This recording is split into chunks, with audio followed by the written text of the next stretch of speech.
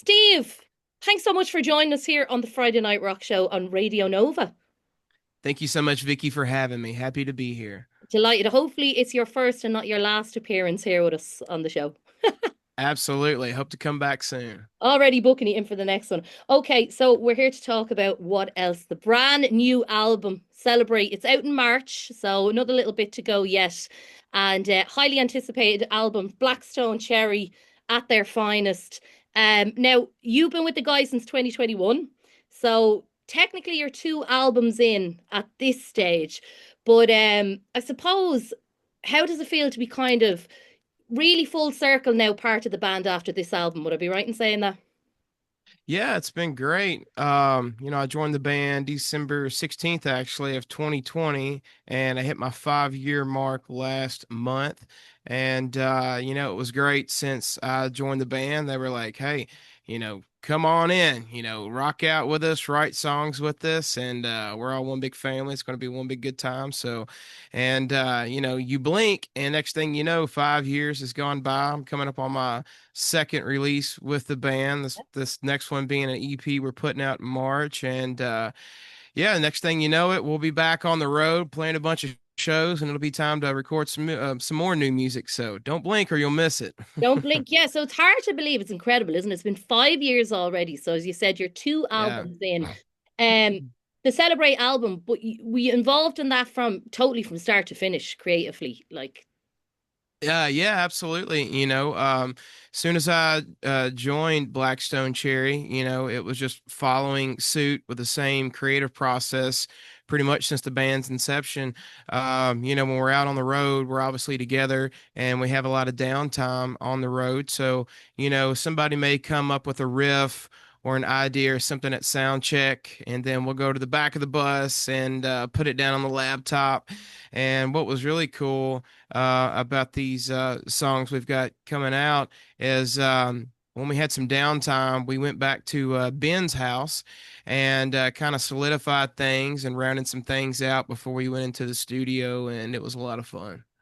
now I have to say, I'm trying not to give the game away. I'm a bit of a Blackstone Cherry fangirl, right? So when I got the opportunity to interview you, I'm trying to be very professional here, but I have been a big fan of the band for a long time.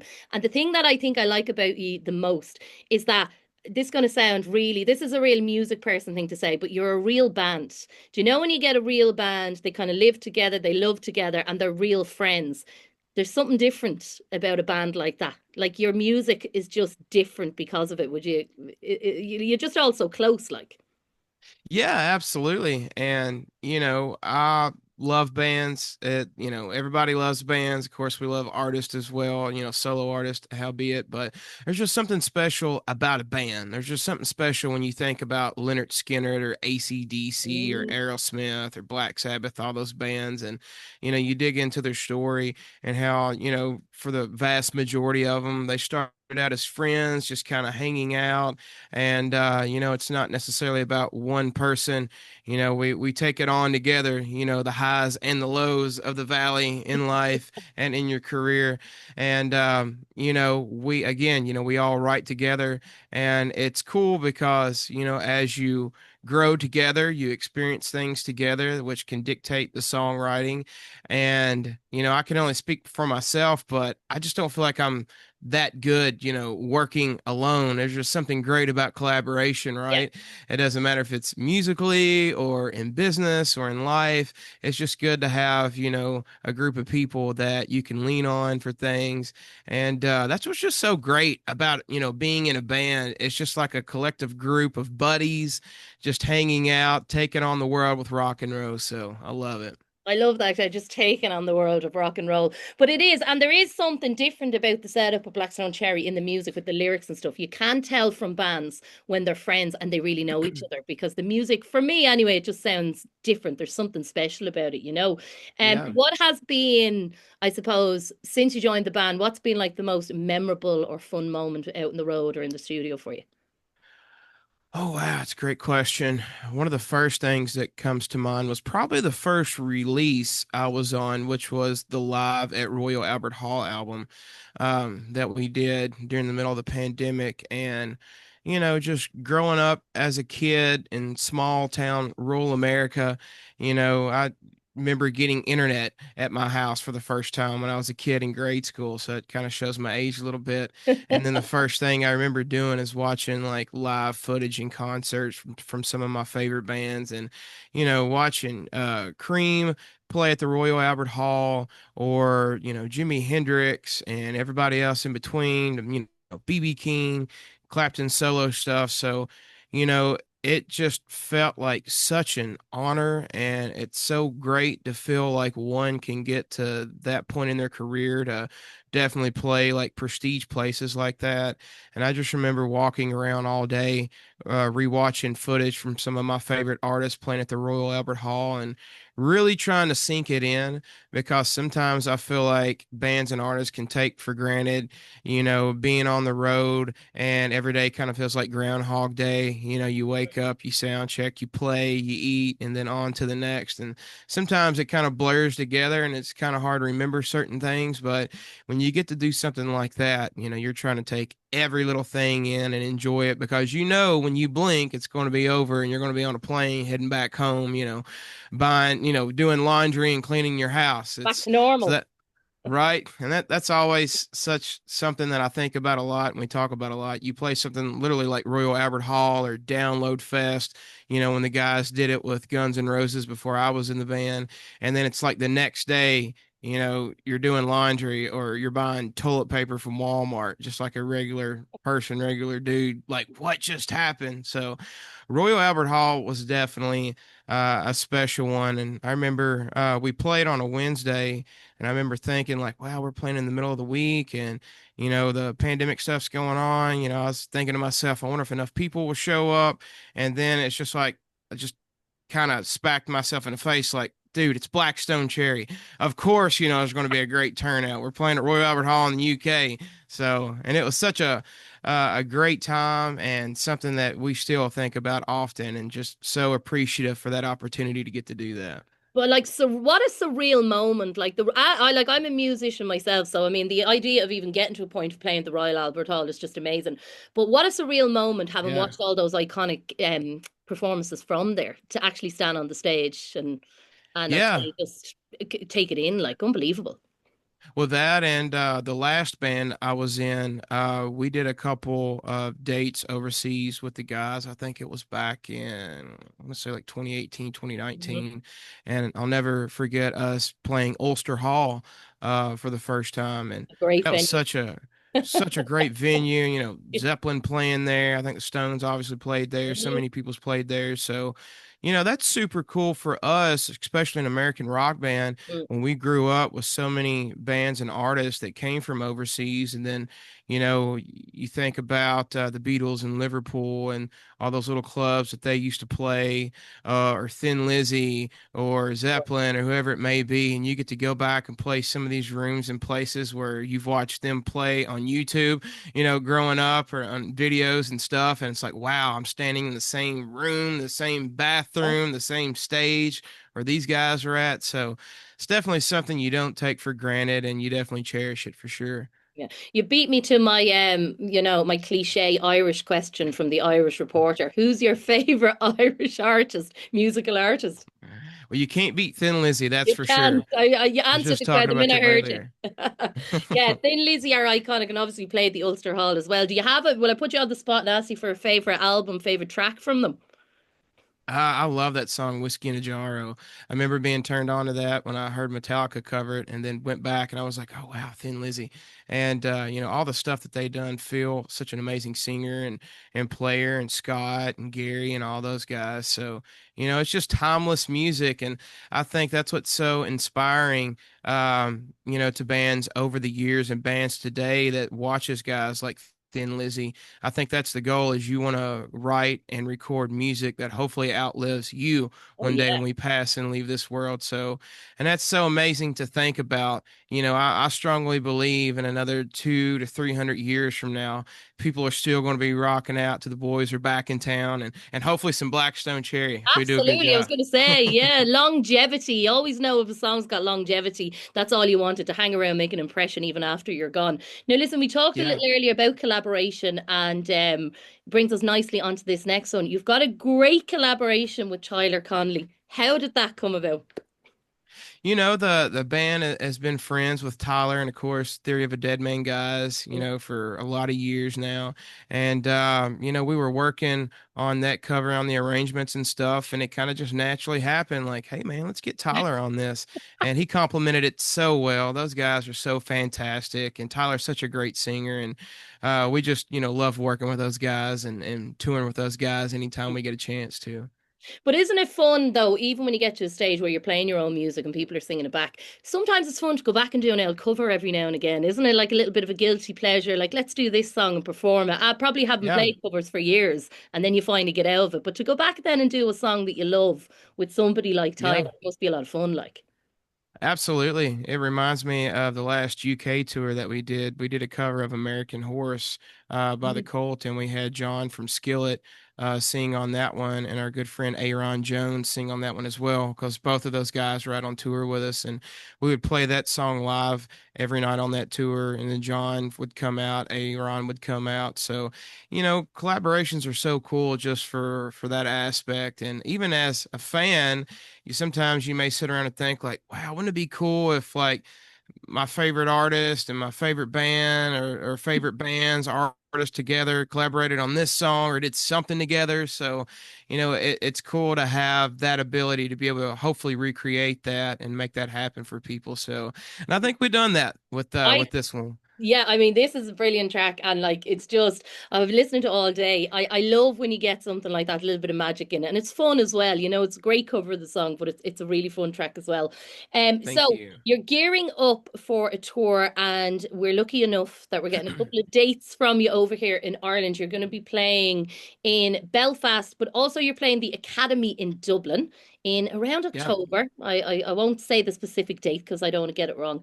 Um.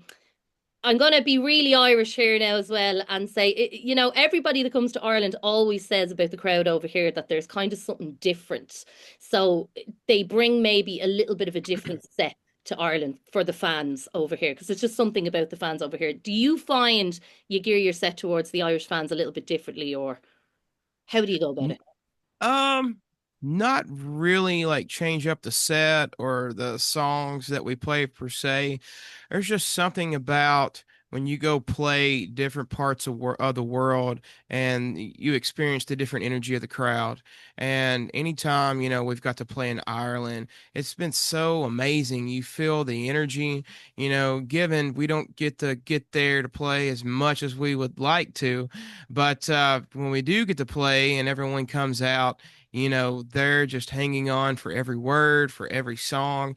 And, as a band that does something to you, it makes you try a little bit harder, makes you, ramps our energy up. And you even see Ben running around a little bit more, if you can believe that or not. He's Mr. Energizer Bunny.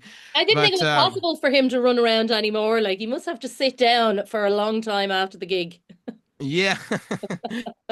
But it's so amazing, and I love playing the academy because it has this intimate feel obviously to it. Everybody's right there kind of together. There's not as much like separation or distraction sometimes like there is when you play bigger venues or arenas and stuff like that. But the energy in Ireland at those shows is so amazing.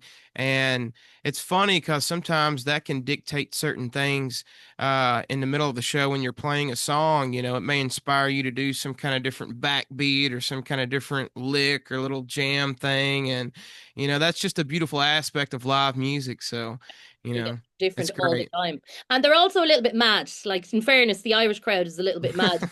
Have you, a lot of artists find, and I find it at concerts, and sometimes I love it, it's a bit of a love-hate thing. Have you ever heard the Irish crowd singing Ole Ole back to you? Has this happened to you Oh yeah, absolutely. yet? So usually happens sometimes, at the end of the show, and when they want to encore, then we try to go out there and give it to them. So They're I like, they won't love let it. you go home. They're going to do it for you. Absolutely, we love that. So let me see. I won't keep you too much longer because I know you're busy, busy, busy, and I've a rake of questions here, and I'm like I'm never going to get through all them questions. So I'm trying to cherry pick the ones that I like. Um, I know that like the band are just so well known for their live performances. I think that's why I like them so much. As you said, like no two shows are the same. It's always different. The energy is different. There's just something about it. Um, which tracks on Celebrate do you think, in your opinion, at the moment, are going to hit the hardest live? Do you have a favorite song that you're looking at the moment going, I can't wait to play that live? Right? It's always like, which one's your favorite child? Pick one of your Which favorite child children. do you want to choose? Let me know. I want to know. The middle child, always, because I'm the middle child. No, you know, uh, the past tour last year, of course, Neon Eyes came out, and we started playing Neon Eyes live, and then Celebrate, and those have been so great to play. Mm, Has its own kind of different energy, I guess, if you will, yeah. and everyone's perceived it well, and we just can't wait to come overseas and play all these songs for you guys, and we hope you love it. We hope you like it, and just can't wait, for the energy because we're such a live band. Blackstone Cherry always has been. I think I can speak for all four of us when I say that personally and individually, a lot of our favorite music is those same stature of bands that have such a live presence, Mm, be it, Aerosmith or Zeppelin or Jimi Hendrix and, all that good stuff, Metallica, Nirvana, Alice in Chains. A lot of those bands, like all those bands, honestly, their live shows were just so electric and so amazing. So that's always been at the forefront for us. And yeah, we definitely can't wait to play some more of this new stuff for you guys.